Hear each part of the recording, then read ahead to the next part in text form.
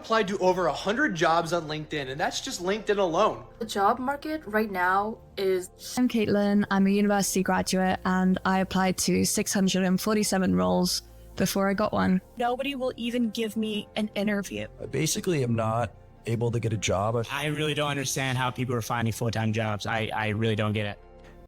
That is a very good question. There's a lot of folks experiencing not only job layoffs, but for the younger cohort that are just getting out of college, even high school, looking to get into the workforce, it's somewhat alarming.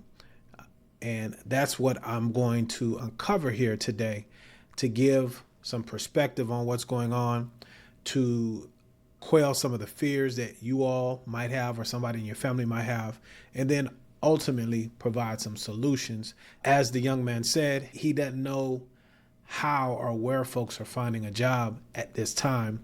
I think the answer lies in diversification and looking more into blue collar work, trades, careers, opposed to white collar, because over the last 40, 50 years, it's been a negative stigma that does not need to be there, that pushed up white collar work and pushed down blue collar work. And I think that's where we are today. There's just an imbalance that has to work itself out. So before we go any further, let me introduce myself. My name is Robert, and on this channel, our goal is to simplify the home loan process. And we do so uniquely by bringing topics and issues that affect all of us on a daily basis. And then for those that are wanting to move forward with residential real estate, we make the case on how to do so regardless of what's going on. These are not outliers. This is the current reality of an entire cohort. 20 years ago, the grand path of life was a lot simpler. Go through school, graduate, go to university, get a degree, and waltz right into a job. A job in an industry where you'll spend the rest of your life. Simple, but explain that to your average 22-year-old and they'd laugh. It's no secret that things have changed.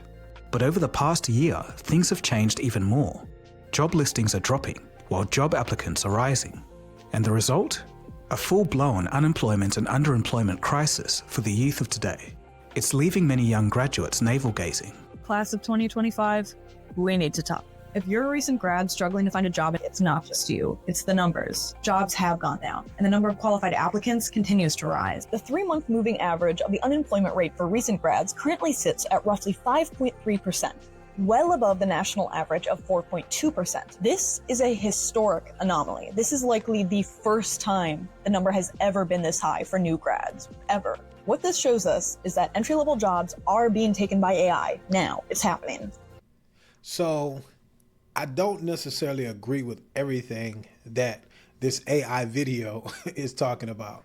And I did that purposely just to make a point, because everybody wants to demonize artificial intelligence for taking these jobs. Not all sectors of the economy, not all careers are experiencing this type of phenomena at this time. That's number one. Number two, it was longer than 20 years ago that one could come out of college, get a job, and just everything was peachy keen. That was more like 40 years ago, to be exact. Remember 2008 to 2013? It was worse than it is now.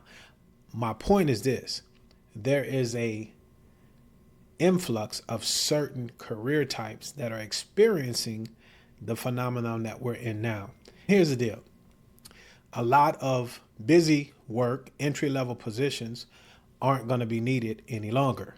And that's just the way it is. Those of you that go into white-collar careers or degree plans, you have to be exceptional. And you have to be able to utilize said technology to move the needle. This is why you need to really understand what you're doing before you go into college. Again, white collar, blue collar. A lot of blue collar trades and jobs and things of that nature, or jobs in those areas, aren't experiencing this youth phenomenon as far as unemployment is concerned. It's a new phenomenon that, you went to school, you got the degree, and now, because of everything I just aforementioned, you're not seeing that type of return or quick return on your investment. I would say this: hopefully you went to school for the right thing, and during this time you need to work on building your skills. There's a lot of things that you can do today to get said experience, to show that you know what it is that you're doing, prove your work, and put together portfolios. In the meantime, what do your parents know? What fields were they in? Are they in the position to have or give you a job? That's something that we were able to do for my daughter. Now she actually works in a corporate position, not in the field of study that she went into, but not too far off, because the goal is to be productive, to go to work. So just because you didn't, or you're not working in your field of study now, that's not a failure. And I think sometimes you might feel like that. But while you're waiting, while you're applying and things of that nature, you can't get on this bus of woe is me.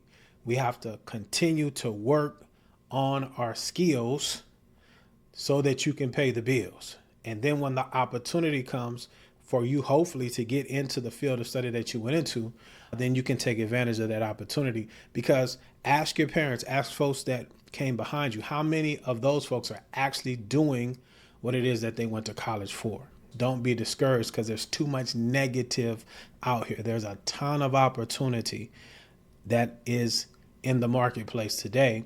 You just have to go about it in a different way and manner. Hopefully that makes sense. Sadly, this is a worldwide trend. In Australia, graduate job postings keep falling year after year. All the while, graduates pour out of universities like a factory. In the UK, uni graduates are facing the toughest job market since 2018. More than half of college graduates are considered unemployable. China had a youth unemployment rate of 17%. But over in the US, recent grads are now more likely to be unemployed than the general workforce. All of this is absolutely devastating for those who have worked so hard to secure their future, only to feel like they've been lied to. Yeah, and so that's another thing I wanted to do, give some perspective, because whenever we're going through something, and with all of the bashing that we hear here in America, it's always good to look outside of the United States to see that you're not alone.